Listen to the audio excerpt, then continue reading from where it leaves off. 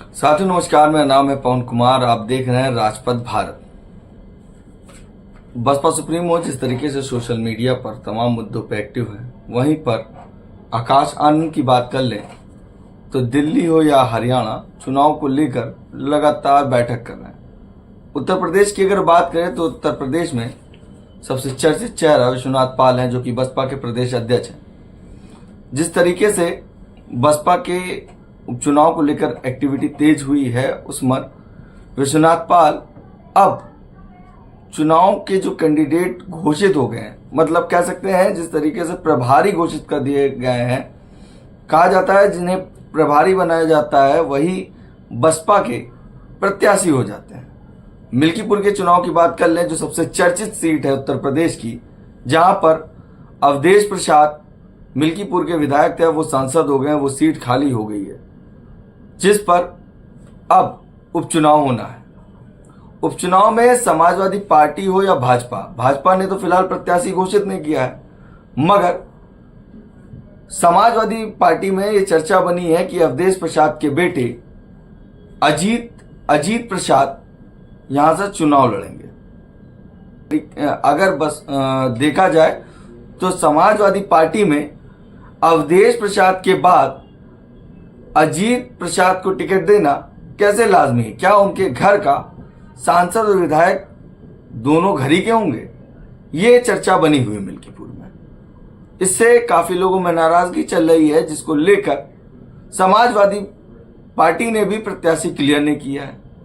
मगर बात कर लें बसपा की, तो बसपा ने वहां से प्रभारी घोषित कर दिया है, और कोरी समाज के हैं राम गोपाल कोरी, जो बसपा से मिल्कीपुर के प्रभारी बनाए गए। और कहा जाता है जिसे प्रभारी बनाया जाता है वही प्रत्याशी होता है। और विश्वनाथ पाल लगातार मिल्कीपुर में जनसंपर्क कर रहे हैं और जिन्हें प्रभारी बनाया गया उनको लोगों से मिला रहे हैं। कुछ विजुअल्स आए हैं, पहले हम आपको स्क्रीन पे दिखाते हैं।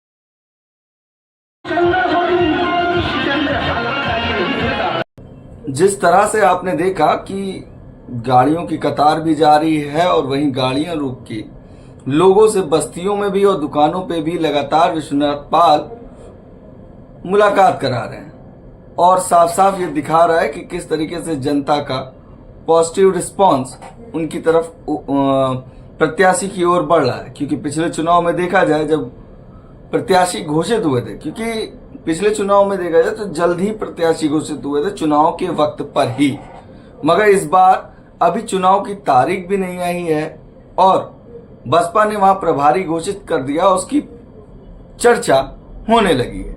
वहीं पर बात कर ले, विश्वनाथ पाल ने आज बसपा सुप्रीमो पे जो भाजपा ने वक्तव्य कहा है, उस पे विश्वनाथ पाल ने जो कहा है वो पहले हम आपको पढ़ के सुनाते हैं। विश्वनाथ पाल लिखते हैं, ये वीडियो भाजपा का असली चाल चरित्र और चेहरा दिखाता है। दलित विरोधी, महिला विरोधी, आरक्षण विरोधी एवं संविधान विरोधी ये राजेश चौधरी भाजपा विधायक बोल रहे हैं कि आदरणीय बहन जी को मुख्यमंत्री बनाकर गलती की है। जो नेता देश के सबसे बड़े प्रदेश में अपने दम पर पूर्ण बहुमत की सरकार बना चुकी है, जिनके शासन को आज भी आदर्श माना जाता है, बिना किसी सबूत के सबसे भ्रष्ट मुख्यमंत्री बता रहे आने वाले चुनाव में दलित, आदिवासी, पिछड़ा व अल्पसंख्यक वर्ग इसका करारा जवाब देगा।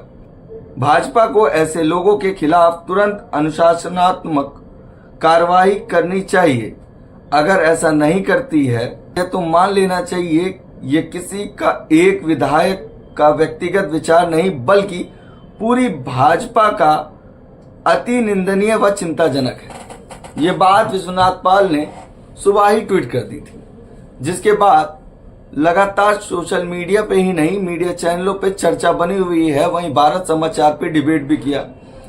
इतना एक्टिवनेस उत्तर प्रदेश के प्रदेश अध्यक्ष को देखकर साफ साफ यह दर्शाता है कि बसपा उपचुनाव के लिए बेहतर तैयारी की ओर लग गई है। और प्रदेश अध्यक्ष, जिस तरह की फोटो आपको मेरी स्क्रीन पर दिख रही है, लगातार सभी प्रत्याशियों को लोगों के बीच में ले जाकर मिलाना चुनाव के लिए पॉजिटिव साइन हो सकते हैं। और चुनाव बेहतर लड़ेंगे, हम बेहतर चुनाव लड़ेंगे। और पूरी तरीके से विश्वनाथ पाल एक्टिव दिख रहे हैं। विश्वनाथ पाल लगातार जनसंपर्क कर रहे हैं। वहीं भारत बंद में भी आप इस फोटो को देखिए कि बसपा के मिल्कीपुर के प्रभारी जो घोषित हुए हैं वो भी इनके साथ चल रहे थे। काफी संख्या में लोग मौजूद थे। तो कहीं ना कहीं बसपा ने वहां से बड़ा दांव खेल दिया है कि मिल्कीपुर से जो प्रभारी बनाए गए हैं उन्हें अगर देखा जाए 2017 में 46,000 वोट मिले थे, मगर इस बार बसपा ने उपचुनाव के लिए पहले से तैयारियां शुरू कर दी। अभी डेट भी नहीं आई है और उन्होंने प्रभारी घोषित कर दिए। तो मिल्कीपुर का माहौल अगर देखा जाए तो जब सीटों की बात की जाए तो अभी समाजवादी पार्टी में ये तय नहीं हो पा रहा है कि प्रत्याशी किसे बनाए। हालांकि चर्चा है कि अवधेश प्रसाद के बेटे अजीत प्रसाद को बनाना चाहते हैं, मगर वहां पर यह चर्चा बनी है कि जब सांसद उनके घर का है तो उन्हीं के घर का विधायक क्यों बनाया जाए, जिसके लिए समाजवादियों के लिए दिक्कत हो गई है। और भाजपा अभी तक प्रत्याशी क्या प्रभारी भी नहीं तय कर पाया है कि वहां से चुनाव कौन लड़ेगा। और बसपा जिस तरीके से एक्टिव दिख रही है, साफ साफ ये दर्शाता है किस तरीके से विश्वनाथ पाल लगातार प्रभारी को लेकर मिल्कीपुर में लोगों के घर पे जनसंपर्क करवा रहे हैं और लोगों से मिलवा रहे हैं। अब देखने वाली बात होगी कि उपचुनाव में इसका क्या परिणाम होता है, क्या नतीजे आते हैं। बाकी बने रहिए हमारे चैनल के साथ। धन्यवाद।